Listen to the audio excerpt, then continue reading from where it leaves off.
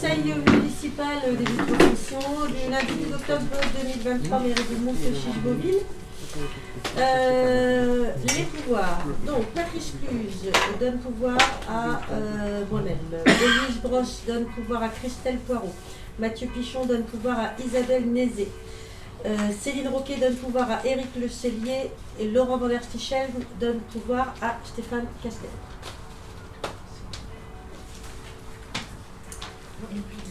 Premier point, désignation des secrétaires de séance. Comme à notre habitude, nous proposons comme secrétaire de séance Christelle Poirot et Isabelle Nézé.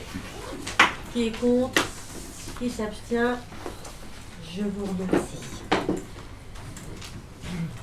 Les délibérations de la dernière fois. Il y en a pas.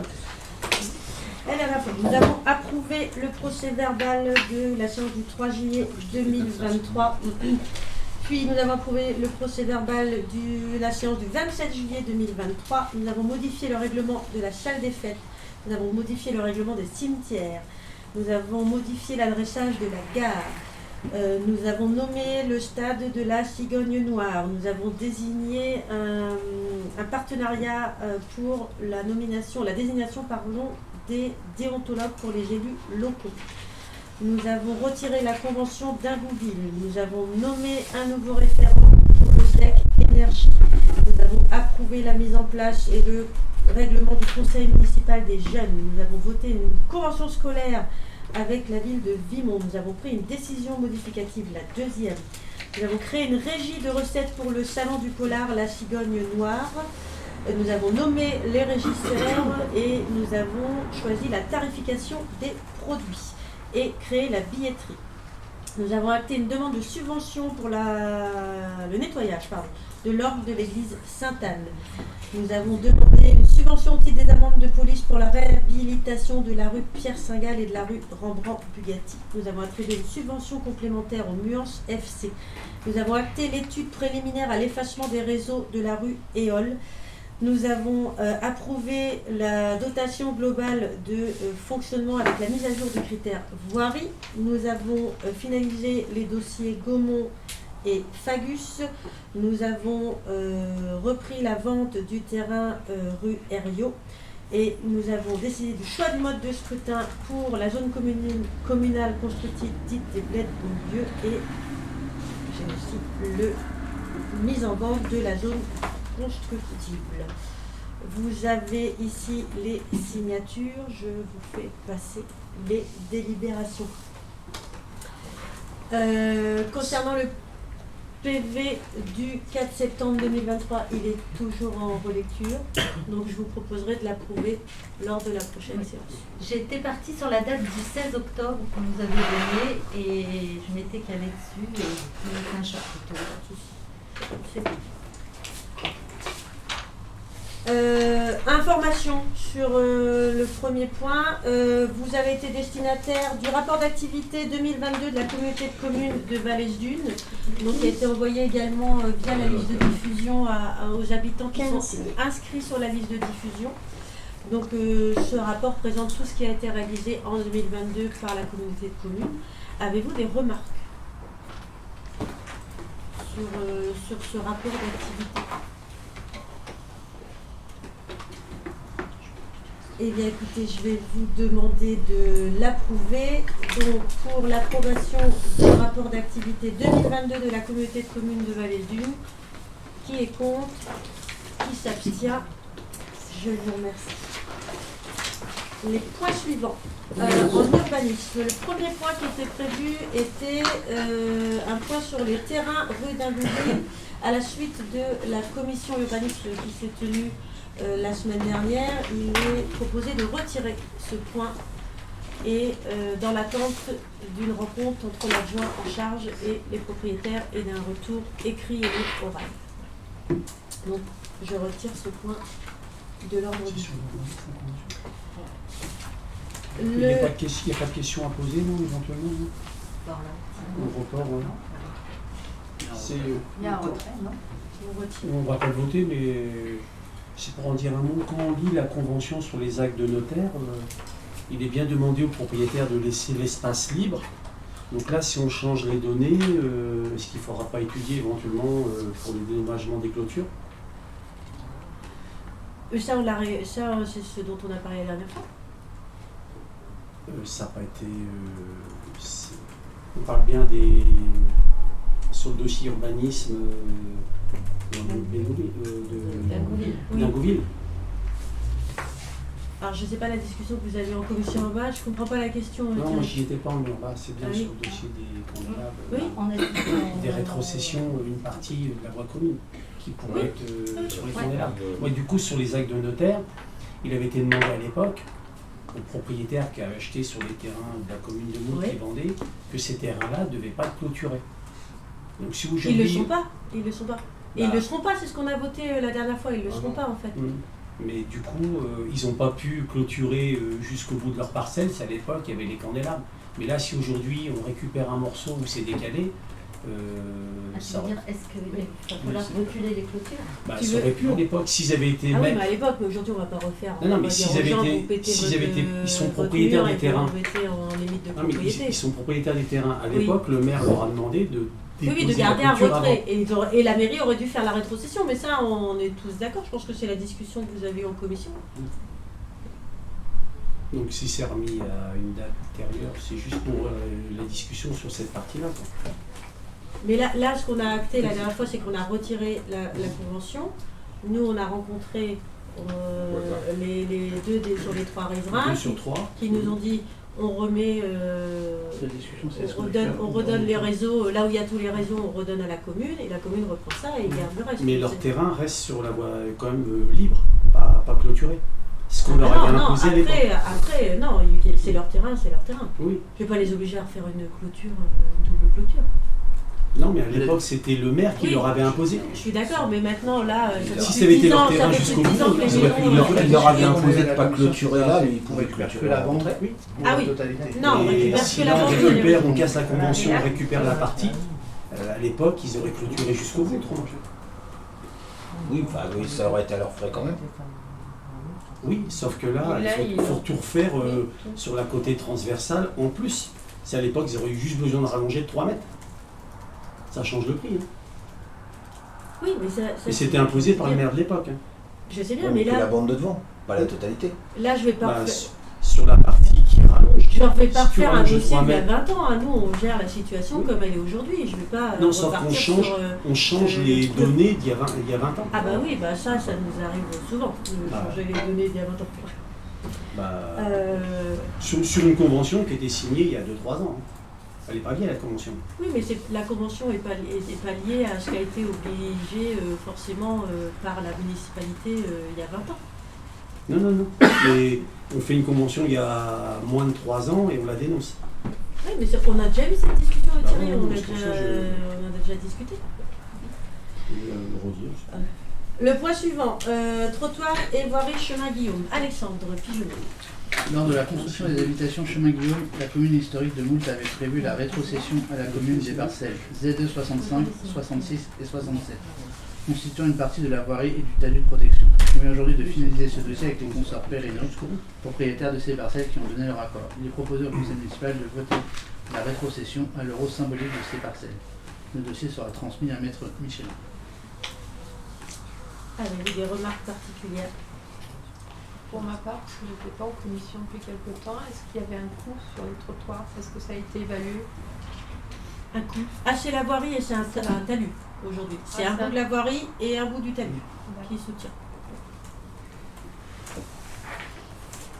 Les propriétaires sont d'accord. Oui.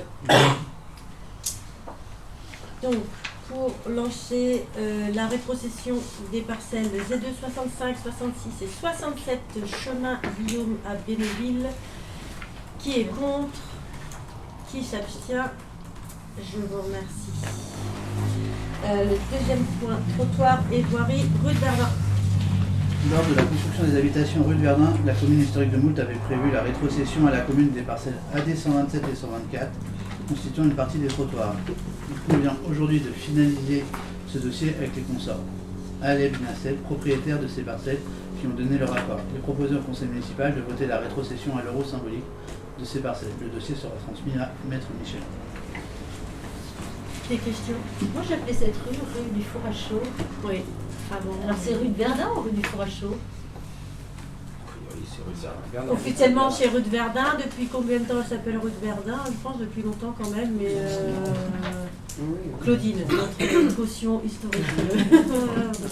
Après oui, on a Quand la gare du Four à Chaud aussi. Ouais, moi je l'ai toujours connue comme la rue du Four à Chaud. Donc je soumets à votre vote pour la rétrocession des trottoirs et voiries rue de Verdun. Qui est contre? Qui s'abstient? Je vous remercie. Est-ce que tous les propriétaires de cette voie-là ont été consultés tous? Jean-Louis a l'accord de tous les propriétaires, parce qu'il y en a beaucoup. Point suivant, trottoir et voirie rue Éole. Lors de la construction des habitations rue Éole, la commune historique de Chicheville avait prévu la rétrocession à la commune des parcelles AB 186 et 187 constituant une partie de la voirie. Il convient aujourd'hui de finaliser ce dossier avec les consorts Lédet, propriétaires de ces parcelles. Il est proposé au conseil municipal de voter la rétrocession à l'euro symbolique de ces parcelles. Avez-vous des questions? Je soumets donc à votre vote la rétrocession des parcelles AB 186 et 187 rue Éole. Qui est contre? Qui s'abstient? Je vous remercie. Point suivant, voirie. Motion engageant les communes de Moultes-Chicheville et de Valandré sur le projet de déviation de Bénouville et de Billy. Je vais vous lire la motion et on prendra les questions après. Depuis plus de 4 ans, les habitants du hameau de Bénouville subissent des nuisances diverses dues au passage de poids lourds se rendant notamment au site d'enfouissement des déchets exploités par Veolia et de la carrière de calcaire exploitée par Phosphea, tels que bruit, maisons détruites ou endommagées, accidentalité routière, versement de divers produits sur la chaussée, dégradation des voiries, impossibilité pour les piétons de se rendre à la gare, aux écoles ou aux arrêts de bus. Le passage par Billy, bien que moins utilisé, pose les mêmes problèmes d'infrastructure et de sécurité aux habitants. De leur côté, les entreprises sont également pénalisées par cette situation qui limite leur développement et, à terme, leur pérennité économique. La situation ne peut durer en l'état. Aujourd'hui, en raison du travail réalisé depuis ces derniers mois par nos deux communes, nous sommes en mesure d'affirmer que ce dossier, vieux de plus de 30 ans, n'a probablement jamais été si près d'aboutir comme en témoigne l'obtention de l'accord donné par les agriculteurs concernés par l'un des trajets proposés, l'engagement moral des deux entreprises concernées de prendre en charge les travaux de voirie et tout ce qui s'y rattache, l'implication des services de l'État pour les questions relatives au projet. Nos deux communes, sous réserve de l'avis favorable de leurs conseils municipaux respectifs et comme convenu lors de la réunion du 17 mars 2023, s'engagent à prendre en charge, pour Moultes-Chicheville et Valandré, le partage des frais d'études tels que géomètre, maîtrise d'œuvre, la liste étant non limitative. Pour Moultes-Chicheville, les dépenses d'acquisition foncière et les frais correspondants inhérents au projet. Considérant qu'aucune des voies d'accès au site d'exploitation existant, RD 80 Bénouville Moultes-Chicheville, RD 232 Billy-Valandré, RD 80 par Saint-Aignan de Cramilly de Castellet, ne sont ni aménagés, ni adaptés au passage des poids lourds dont le PTAC, le poids total autorisé en charge, est supérieur à 3,5 tonnes. Compte tenu de l'urgence qu'il y a à trouver une solution commune à ce dossier si ancien, par cette motion, l'ensemble des élus de Moultes-Chicheville et Valandré s'associent et affirment leur volonté de faire aboutir le projet de déviation en ayant uniquement à l'esprit le bien-être de nos habitants. Avez-vous des questions?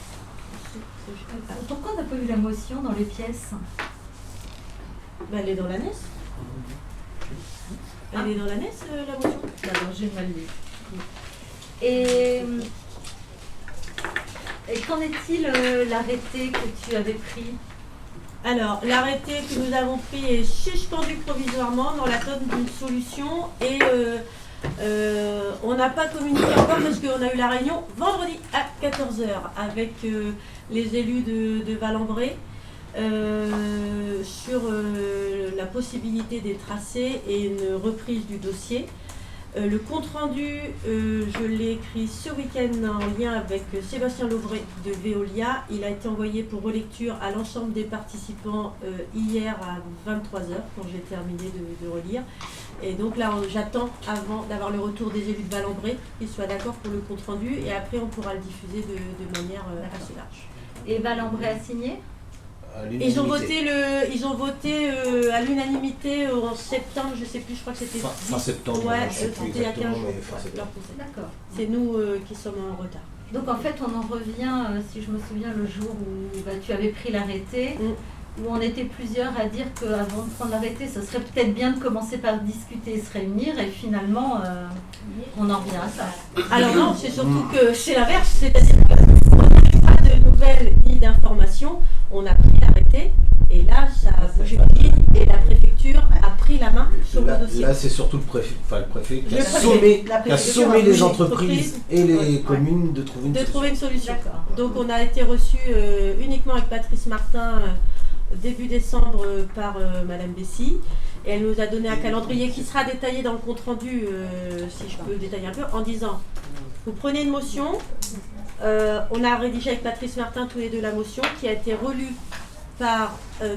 Billon, donc de la préfecture, qui nous a donné le texte qui est là ce soir, et je tiens à être très précise, le texte qui est là, on ne bouge pas une virgule. Il a été voté par Valembré, il a été réécrit par la préfecture, donc c'est ce texte-là qu'on reprend.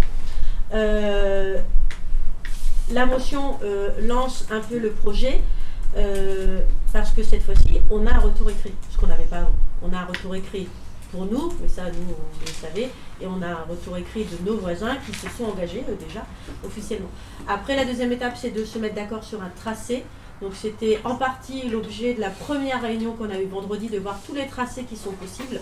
Une fois que ces tracés-là ont été étudiés, on envoie les possibilités de tracés à la préfecture, qui prend la main, cette fois-ci, sur le dossier, et qui nous dit celui-là vous pouvez, celui-là vous ne pouvez pas le faire, etc., etc., qui va faire un peu un espèce de catalogue de préétudes, de peut-être des obstacles administratifs qu'on pourrait avoir pour les tracés qu'on va proposer. Une fois que la préfecture a validé un ou des tracés, ça reviendra, on revotera, donc avant la fin de l'année, en conseil municipal, pour qu'on se mette d'accord sur le tracé. Une fois qu'on a le tracé défini, nous on prend un maître d'œuvre, vu que c'est sur notre territoire, on prendra un maître d'œuvre qui portera le projet, qui sera chargé de rédiger un appel d'offres, un dossier de consultation. Merci, j'ai eu un trou de mémoire. Un dossier de consultation qu'on va présenter aux entreprises. Et là, on partira sur la partie financement, parce que l'accord, c'est comme ça. C'est de dire, les communes payent le maître d'œuvre pour moitié, tous les frais annexes d'études pour moitié, les frais de géomètre pour moitié, les frais de notaire pour moitié.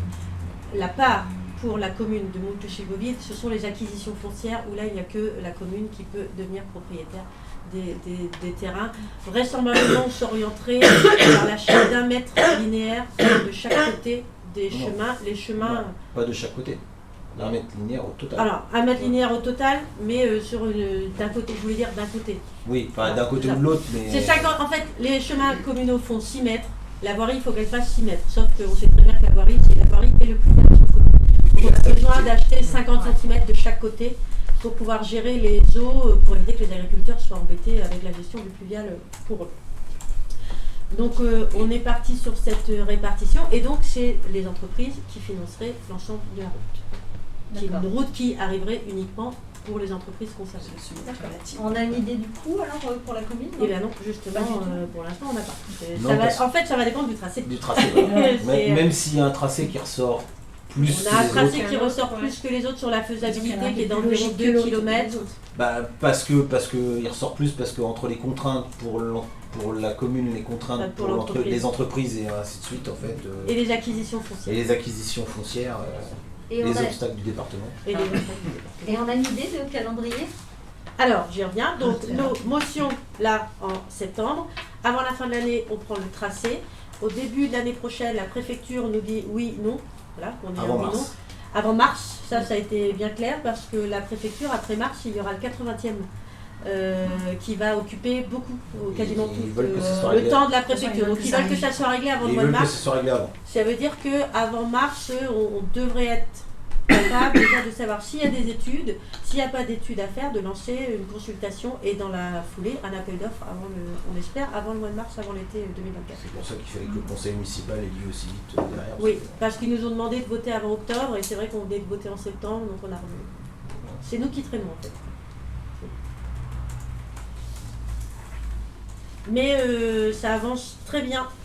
Et On n'a jamais eu une discussion aussi constructive. C'est ça, ça y est. Je pense que d'avoir fait bouger un peu les lignes, ça a permis que le dossier se débloque, que l'intervention de l'État a été très favorable sur ce dossier. Donc l'arrêté a aidé. Voilà. Parce que l'arrêté en lui-même est complètement recevable. C'est juste la préfecture qui a demandé. Et d'ailleurs, le préfet l'a que suspendu. Il l'a que suspendu en attendant pas que annulé. ça. Voilà. Il est pas Parce que, en on gros, était complètement dans notre d'ailleurs, droit de l'épée prendre l'arrêté. de Damoclès pour tout le monde, c'est de dire je le remets en place C'est ça. si vous ne trouvez pas d'accord. Et puis il y a des intérêts économiques derrière, on le sait très bien. Il y a des volontés de développement des sociétés qui vont être... Qui sont limitées tout le temps que cette route-là est Voilà. pas faite. Non, puis on Non, a vous la n'avez pas de situation. brouillon avec les tracés potentiels. Là, dans le compte rendu, ils y sont. Bah, Dans le compte rendu dans que le vous allez compte faire. rendu, j'attends Voilà, on attend juste vraiment le qu'ils retour soient- qu'ils soient relevés, des élus vallombrés. Je ne peux pas envoyer le Non, compte dans le rendu. compte rendu que vous allez recevoir, parce qu'on Ouais. avait Ah envoyé oui, en le premier. Il y aura tout Voilà, dedans. on pourra le voir. Il y aura tout dedans. Je ne peux Voilà, pas il y a- l'envoyer tant que Vallombré il y n'a en a pas validé combien le de compte rendu. possibilités C'est normal. 3. Ouais, il y en avait 4 potentiellement, mais il y en a Trois. qui tombent vite à l'eau en fait. Mais il n'y en a qu'une qui ressort réellement. Oui, il y en a qu'une qui paraît faisable réellement, et économiquement viable, et techniquement viable. Foncièrement, moi. Je Ouais, mettrais ça en foncièrement premier. aussi, ouais. Foncièrement, viable aussi. De toute façon, honnêtement, c'est pas une situation qui peut durer encore des mois et des mois. Il y en a une En qui est termes pas. de sécurité et puis au niveau des maisons, des Il y en a une qui est habitations, pas, il y en a faut une qui est aller pas vite. recevable pour nous parce que elle serait à sens unique et ça veut Oui. dire que à Bénouville il resterait toujours la circulation de poids lourds. Ça, dans les un sens, entreprises ça ont change rien. présenté ça, on l'a dit non tout de suite, en disant bah, on peut entrer d'un côté puis on ressort par de l'autre. Voilà. Non, Voilà. ça sert à rien. Ça sert à rien. Je pense que tous les élus sont d'accord pour dire que ça ne doit passer dans aucun village, Voilà. aucun bourg, aucun bourg. Voilà. Et il y en a Ni une. Saint-Aignan, ni Billy, ni Bénouville, ni Valmeret, je pense que... Il y en a une qui coupe une parcelle de champ complètement en deux qui paraît irrecevable Oui, aussi. oui. Voilà. Ça va vite en fait après. Donc dès qu'on envoie le compte rendu, il n'y a rien de secret dans le compte rendu. Et il y en a une refusée par Phosphea parce qu'ils veulent pas que les poids lourds, enfin que les dumpers croisent les Les poids poids lourds. lourds. On a des problèmes de sécurité interne aussi. Alors, le préfet peut dire que c'est ça quand même. Hein. C'est la préfecture qui va dire. C'est pas nous, mais voilà. Avez-vous d'autres questions? Eh bien écoutez, je vous propose d'adopter cette motion engageant les communes de Montécheville et de Valombré sur le projet de déviation de Bénouville. Qui est contre? Qui s'abstient? Je vous remercie. Le point suivant, en question diverses, nous avions la motion sur la ZAN. Je l'ai pas dans l'annexe. Est-ce qu'elle a été renvoyée, la motion sur la ZAN? Normalement, vous l'avez. Non, vous l'avez pas mis sur le compte. Qu'à la commission urbaine, il faut que je trouve le compte rendu de la commission urbaine. Je sais pas, je suis pas sûre de l'avoir là. Donc, si quelqu'un l'a, je veux bien. Si quelqu'un veut la lire, mais je crois pas que je l'ai ici.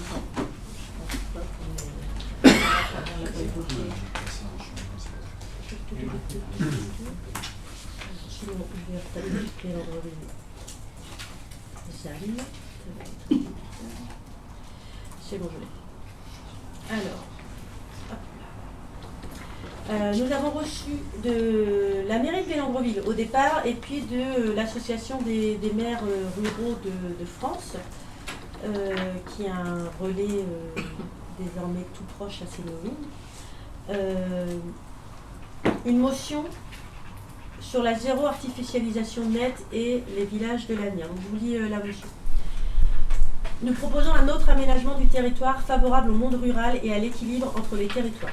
L'Association des maires ruraux de France tire la sonnette d'alarme sur les risques de mise sous cloche de nombreux espaces ruraux en raison des décisions précitées que s'apprête à prendre l'Assemblée nationale concernant l'objectif de réduction du rythme de l'artificialisation des sols à travers le vote d'une loi visant à faciliter la mise en œuvre des objectifs de zéro artificialisation nette au cœur des territoires.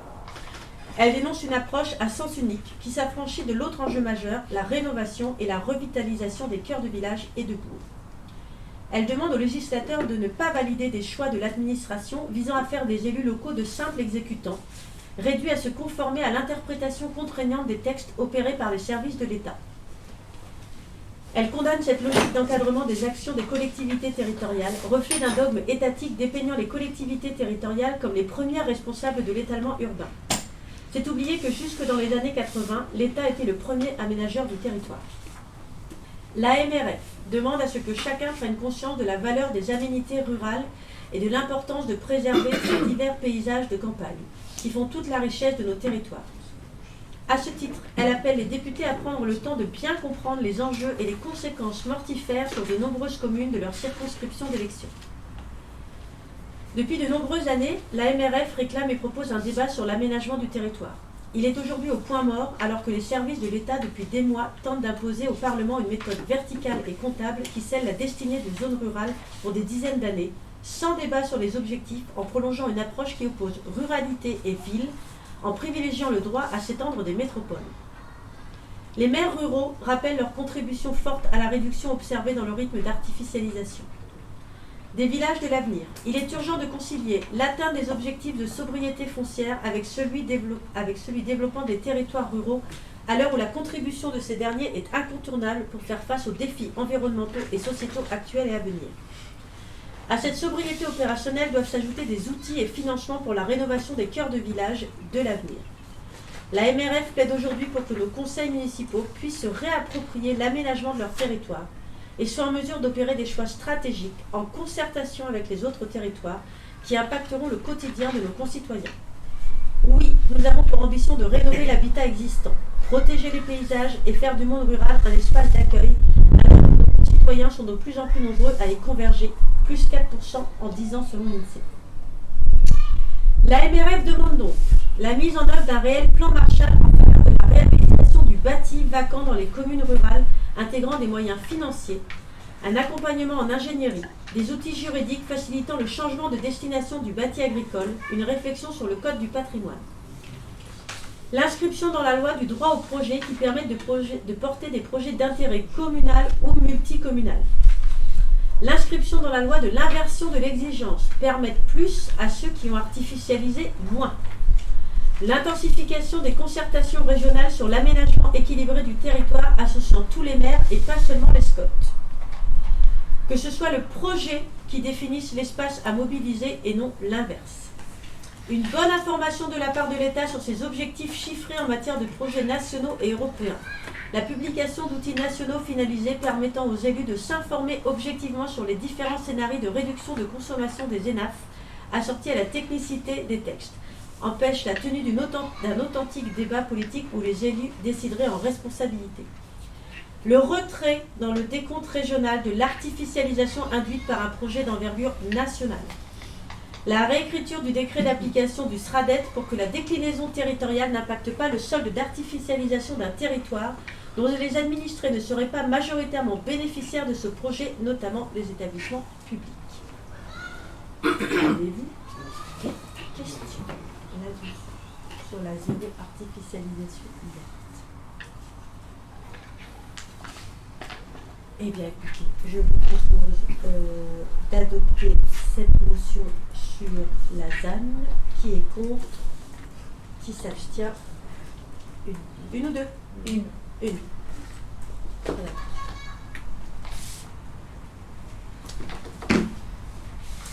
Nous arrivons donc à la suite des questions diverses. Il y en avait la question de Mathieu sur la déviation de Bénouville, mais je pense qu'on y a répondu dans le point qui était consacré à la motion. Vous vouliez savoir où est-ce qu'on en était du projet. Et j'ai une question d'Isabelle sur l'organisation des conseils municipaux. Oui, en fait, justement par rapport à ces problèmes, je voudrais savoir si on pourrait avoir un calendrier prévisionnel sur au moins quelques mois pour avoir des dates. Primo. Et secondo, on avait parlé de la révision du règlement intérieur et on n'a rien programmé. Il faut qu'on se revoie avec Sylvie pour programmer une commission administration générale. On doit en parler vendredi matin sur les dates des prochaines commissions. On va avoir une commission communication culture dans pas longtemps. On va refaire une communication administration générale. Normalement, vous devriez avoir un calendrier vendredi. Pour les commissions. Sur le conseil municipal, en fait, je peux vous donner une date, mais je ne suis pas sûre de la respecter. Dans le sens où si la préfecture me dit, pour le tracé de Bénouville, on vous dit le tracé c'est celui-là, il faut que vous votiez avant le 1er décembre, j'en sais rien, j'anticipe. On va rechanger la date. J'aimerais bien attendre avant de programmer le prochain conseil, d'avoir déjà le compte rendu, de l'envoyer et leur demander est-ce que vous pouvez nous affiner un peu votre calendrier de retour, que je puisse caler au moins pour novembre, et en même temps ça nous permettrait de caler la fin d'année et de commencer à caler l'année prochaine. Je pense que si j'ai une réponse rapide, on va caler des dates sur 6 mois au moins. C'est-à-dire que là, on pourra dire, une fois qu'on aura novembre, on pourra dire janvier jusqu'au vacances. On besoin d'urgence de décaler. C'est ce qui s'est passé là d'ailleurs aujourd'hui. Ah oui, c'était pas prévu, ce jour-là, mais après, la préfecture me demande de faire quelque chose, je l'exécute.